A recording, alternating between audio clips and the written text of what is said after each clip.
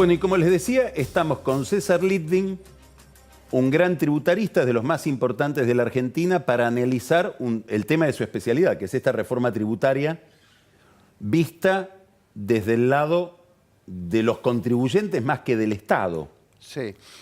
Bienvenido, César. Un gusto estar acá, Carlos. Primera pregunta, muy ingenua o muy general. ¿Por qué había que hacer o por qué hay que hacer una reforma tributaria en la Argentina? Es la primera pregunta que se impone. Es una asignatura pendiente desde hace más de 30 años tener un sistema tributario justo, equitativo, racional y eficiente. En los últimos 30 años hemos tenido un parche de normas, una maraña de normas.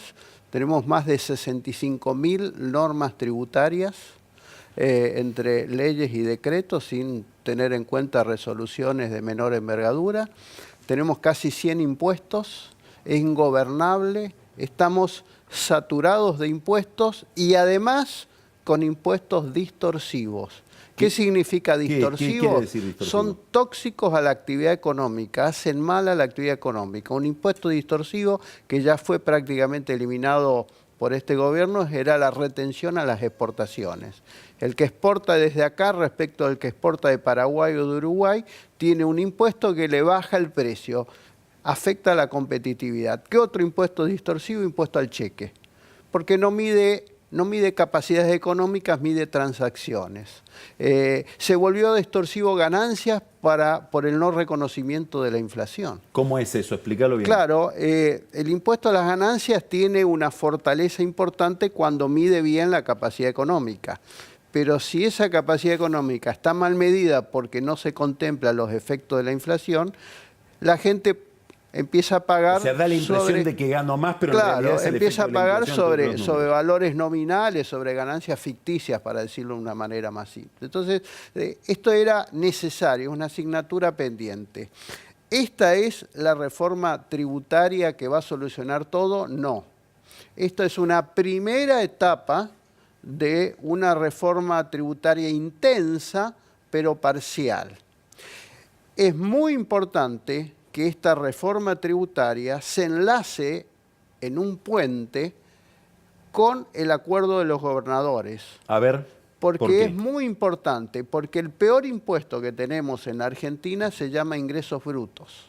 Es un impuesto que tiene el decálogo de todo lo que no debe tener un impuesto. Tiene efecto cascada, acumulación, significa que se repotencia en el precio, significa que afecta a las exportaciones porque está incluido en el precio cuando exportamos y no se puede exportar impuestos. Significa de que hay, como es provincial, las distintas jurisdicciones provinciales tienen distintas alícuotas para la misma actividad.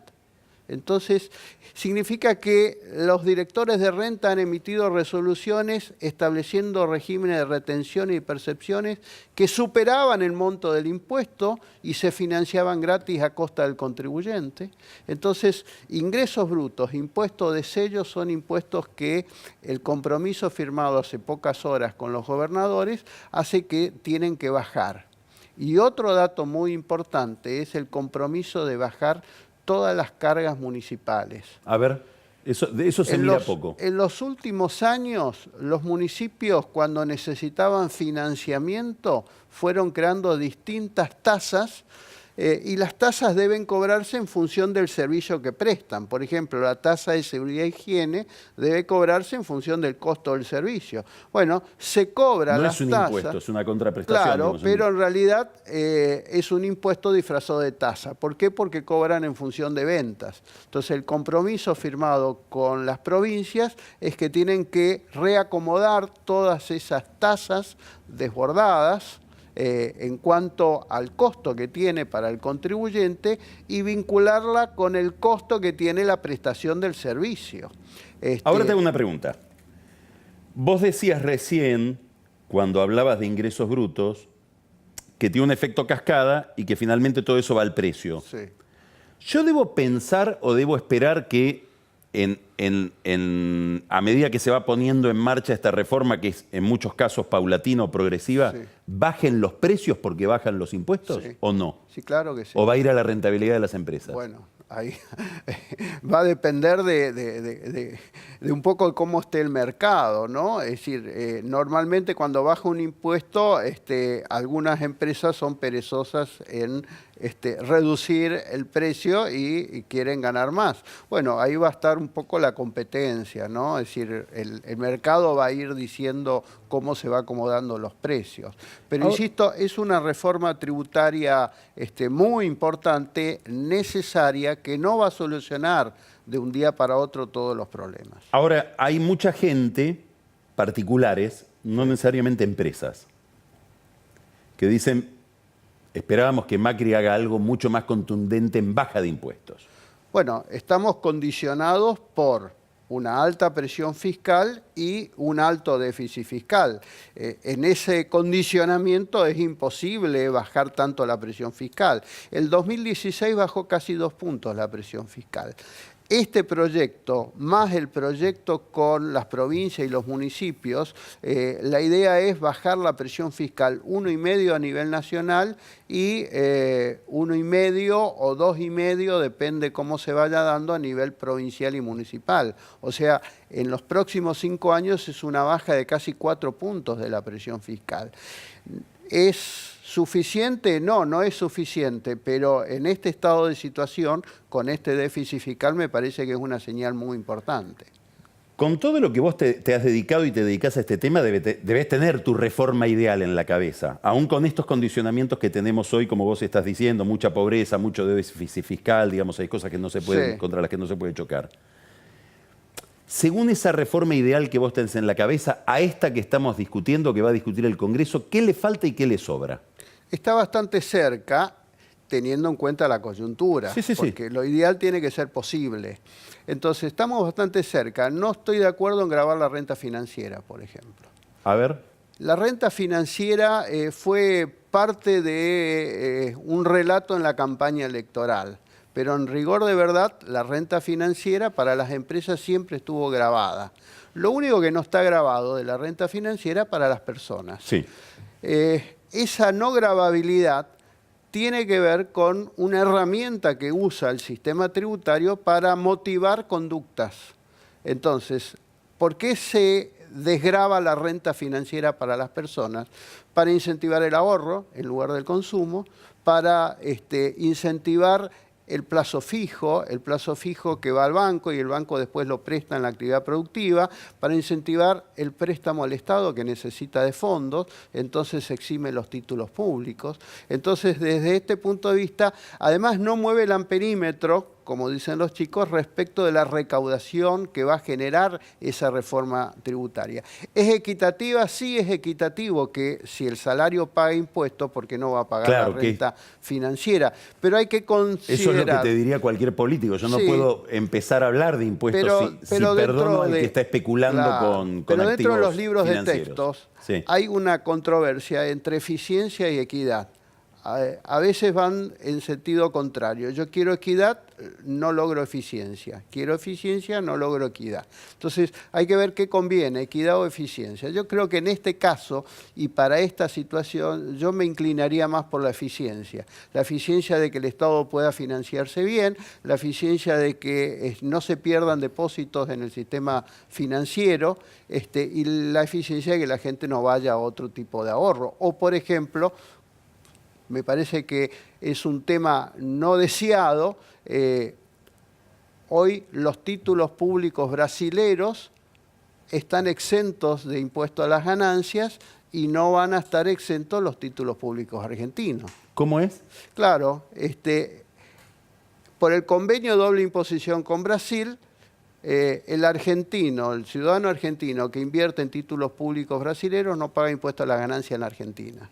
En cambio, si esa misma persona invierte en un título público argentino, va a pagar con la reforma impuesto a las ganancias. Quiere decir que estamos estimulando la financiación a Brasil. Exactamente. Me parece que es un efecto no deseado. Eso debería arreglarse. ¿Y eso cómo se corrige? Y desde mi criterio lo que deberíamos hacer es no gravar los títulos públicos argentinos. Te hago otra pregunta. ¿Qué pasa con la evasión en la Argentina? Porque otra de las críticas que se le hacen al sistema es que es muy pesado, Sí, mucha presión fiscal, sobre todo porque pagan claro. pocos. La evasión ¿Cuánto en la será el nivel de Argentina, evasión en la Argentina? ¿30%? algunas, no, es difícil medir porque es economía subterránea. Yo creo que está alrededor del 30%, viene bajando. Viene bajando. Incluso el sinceramiento fiscal puso un poco en orden las cosas y a partir de ahí baja mucho más. Pero la evasión es un término complejo. Tan complejo es que las soluciones también son complejas. Uno de los elementos, no lo justifico, pero uno de los elementos que explican la evasión es lo que comentabas en el primer bloque, el destino de los fondos públicos. Cuando la gente hace el cheque para pagar un impuesto, se pregunta, en la Argentina cada vez más, ¿a dónde va? Y bueno, el mal uso, el despilfarro de los fondos públicos también es generador de evasión. Y la evasión también genera competencia desleal, porque cuanto mayor es la presión fiscal, más es el precio o más es el aliento para evadir impuestos. Entonces, se da una paradoja. Los países con más alta presión fiscal, que son los países escandinavos, sí, son los que menos porcentaje de evasión tienen. ¿Por qué? Por el uso de los fondos públicos. Porque es ¿Vos un crees tema, que es ético al final el problema? Es un tema ético, es un tema ¿No cultural. es un problema de eficiencia en la recaudación? No, además, yo creo que desde ese punto de vista la AFIP en los últimos años ha trabajado muy bien, tiene una gran base de datos. La gestión de hoy es una gestión seria, es una gestión no parcializada, no se usa a la AFIP como medio de extorsión. Sí. Tiene tiene una gran base de datos, tiene toda la intimidad de los contribuyentes y luego el sinceramiento fiscal. Todos los que entraron en el sinceramiento fiscal ya no tienen escapatoria respecto de todos sus portafolios y sus bienes en la Argentina y en el exterior. Ha mejorado mucho la eficiencia de la administración tributaria y ha apuntado como francotirador sobre distintos sectores. César, ¿qué relación hay entre esta reforma, pensás vos, en el futuro y la inversión? Mucha relación porque... ¿Por qué? El objetivo de esta reforma tributaria es ir encadenando distintas pautas. Por ejemplo, en primer lugar, tratar de mejorar la competitividad. Mejorar la competitividad va a traer más inversiones. Traer más inversiones va a generar más empleo y va a traer más desarrollo económico. Todo esto es lo que apunta a esta reforma.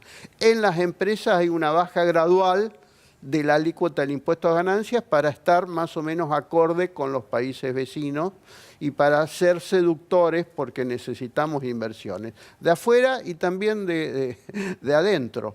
Desde el punto de vista del IVA hay un punto muy interesante que aquellos que hacen inversiones y les genera un IVA inmovilizado durante mucho tiempo se le devuelve después de 6 meses. Entonces hay un aliento a traer inversiones, a generar desarrollo y desde ese punto de vista me parece bien esta reforma tributaria. ¿Qué le hubieras agregado?